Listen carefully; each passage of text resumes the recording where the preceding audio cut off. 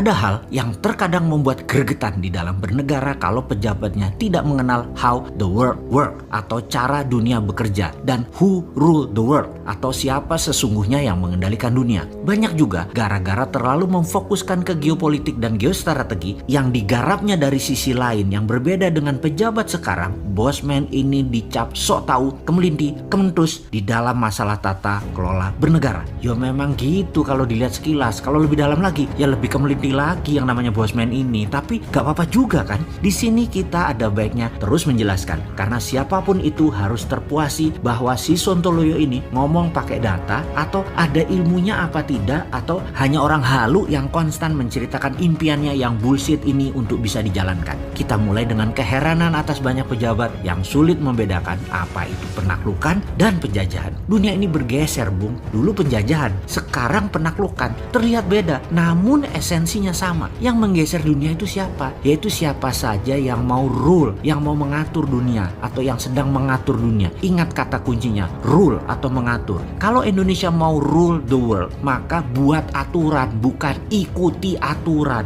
Mulai paham mengapa berkali-kali si Sontoloyo ini mengatakan negara tidak berdaulat selama mengikuti aturan dari globalis atau dari negara kuat lainnya. Kita mulai dengan who rule the world. Mereka ya ruling the world punya dua cara, conquering atau penaklukan, yang kedua adalah colonialization atau penjajahan. Penaklukan adalah mereka mengambil apa yang mereka butuhkan dengan paksa. Kalau penjajahan, mereka bukan hanya mengambil apa yang mereka butuhkan, tapi menetap, tinggal, mencaplok wilayah dan mengendalikan wilayah tersebut dengan aturan mereka. Amerika itu strateginya adalah conquering. Timur Tengah ditaklukkan, minyak dan gasnya dikendalikan, diambil. Indonesia dan negara penghasil kekayaan alam, energi terbarukan maupun mineral tambang ditaklukkan dengan berbagai tekanan. Amerika yang conquering pemerintahannya, kemudian yang mengkolonisasi adalah swastanya Amerika. Tiongkok menggunakan koloni atau penjajahan, uang Tiongkok, tenaga kerja Tiongkok, mesin teknologi Tiongkok, wilayah hasil alamnya seluas-luasnya dikuasai sampai bahan bakunya habis di negara lain tersebut, lalu hasilnya setengah jadi, produknya tadi diambil balik ke Tiongkok lagi. Tiongkok yang conquering pemerintahnya, yang mengkoloninya BUMN Tiongkok. Kelebihan Tiongkok adalah karena basisnya negaranya adalah komunis, dan komunis itu punya ciri yang sama dimanapun komunis berkuasa. Kuat sekali propagandanya dan kuat sekali mengendalikan informasinya, baik yang masuk ke Tiongkok ataupun yang keluar dari Tiongkok. Semua didesain, semua diorkestrakan. Semua cerita yang keluar dari Tiongkok, semuanya Tiongkok itu bagus, Tiongkok itu keren, terorkestra rapih. Halaman depan Tiongkok, fasad bernegaranya, mukanya Tiongkok, halaman depannya, apapun dari Tiongkok itu bagus. Itulah propaganda dengan mengendalikan media serta informasi.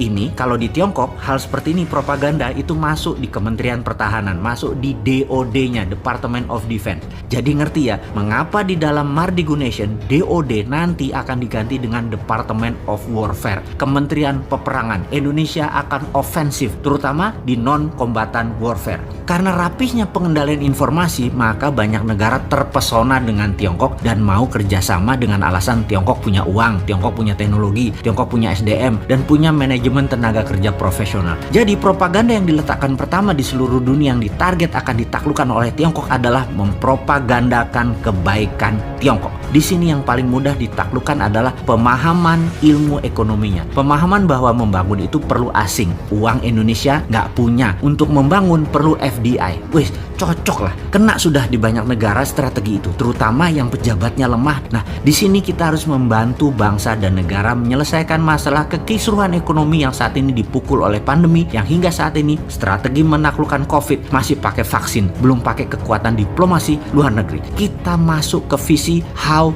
the world work sekarang. Bagaimana cara dunia bekerja? Ada sebuah website yang menghitung hutang semua negara. Klik saja di worlddebtclocks.com.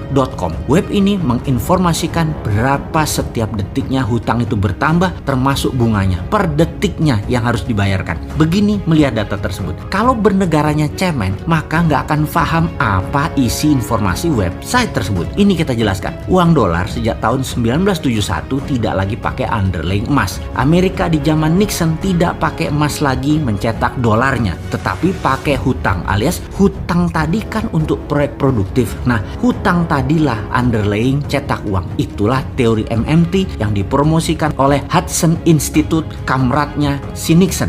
Jadi dalam website worlddebtclocks.com terdapat angka, dan sebanyak itulah uang dolar dicetak oleh Amerika yang menghutang tidak hanya negara tapi swasta Amerika, juga negara Amerika juga ikut ngutang. Ingat, hutang Amerika itu besar tapi hutangnya dalam dolar juga, dalam mata uangnya juga, duit mereka sendiri. Jadi ya dicetak langsung ya langsung lunas, tapi mereka tidak lunasi biar membengkak untuk bisa cetak uang lagi. Selama peminjamnya kan harus ada hal yang produktif. Selama uang dicetak untuk hal produktif, uang itu muter berlapis-lapis. Itulah yang tidak akan membuat dolar inflasi. Jadi kata inflasi juga kata defisit sebagai penganut MMT itu hanya mitos, itu hanya propaganda. Dengan cerita singkat ini mudah-mudahan paham maksud dan tujuannya ya. Pertanyaannya, berani nggak tidak mengikuti globalis, dan berani nggak tidak mengikuti negara pengatur dunia? Berani nggak independen? Berani nggak nyetak uang sendiri? Berani nggak ngelawan itu semua?